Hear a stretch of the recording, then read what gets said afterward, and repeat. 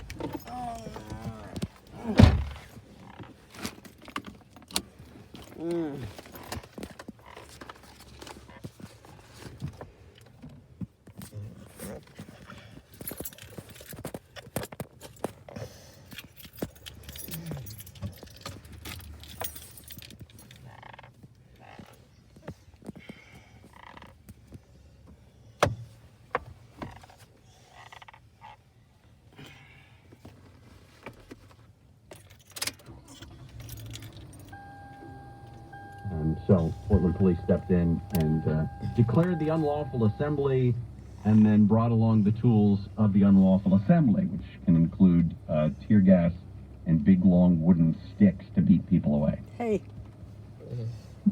We've got some hot take. Okay. You play the sports. Did you tell Jacob you wanted to play the hot sports take? Touchdown. 3-point shot. Home run. Hat trick. Something from golf. Uppercut. All gas. No brakes. Time for Gary and Shannon's Hot Sports Take. The headline is Facts Refute Claims that the Cardinals got the COVID at a casino.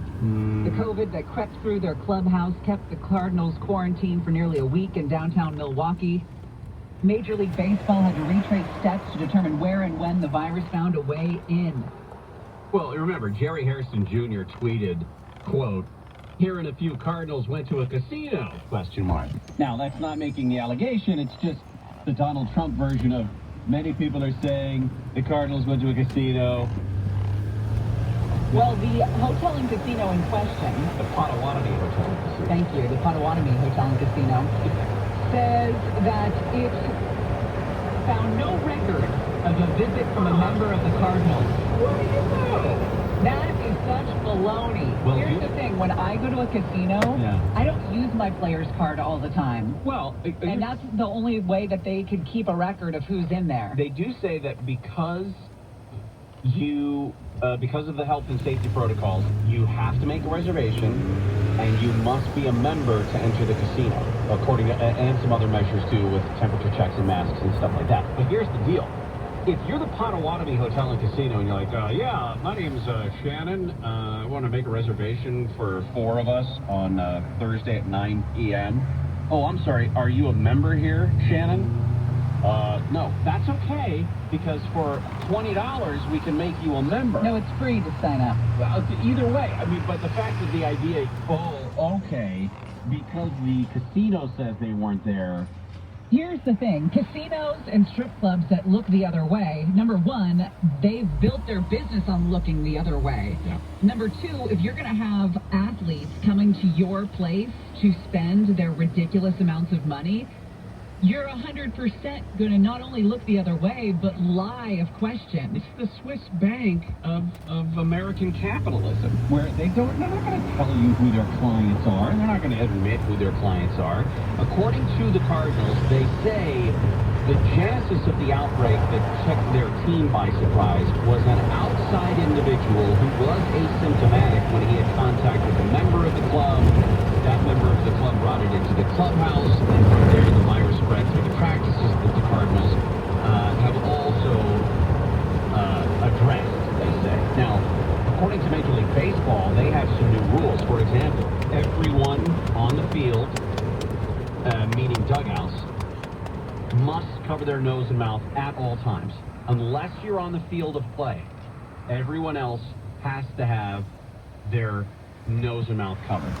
Home teams must provide outdoor covered spaces for the visiting team. And if you've watched any of the games lately, they've also got most of the clubs now have pop-up tents right behind the dugout or just adjacent to the dugout in the stands, so that guys who are not playing, pitchers who are waiting to be go down to the bullpen to warm up, they can hang out in the stands at a nice distance. Traveling parties have to be reduced. Players and team personnel must wear face covering at hotels. A member of a road team, whether a player or staff, must inform the team compliance officer if he or she wishes to leave the team hotel for any reason. Mm-hmm. So, Good luck.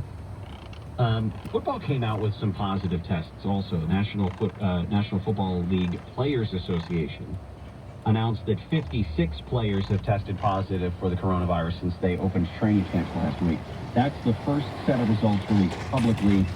NFLPA said the results were through Wednesday of last week.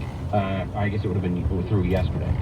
The figure represents about 2% of the 2,600 players on training camp roster. That, I think, is going to be a harder game to play. Oh my gosh, are you kidding? Without spreading this thing. I mean, 5-on-5 is one thing. 11-on-11 when you're on top of each other the entire time, and the goal is to be on top of each other, is just going to be, I don't know how they're going to do it. And you look at the NBA, how many players are there? 450? Yeah, and they're not even all the ones in the bubble. I mean, not even that many are in the bubble. Exactly. You got the crap Warriors sitting at home. Well, it's probably better. So there's 1,700 players in the NFL? Yeah,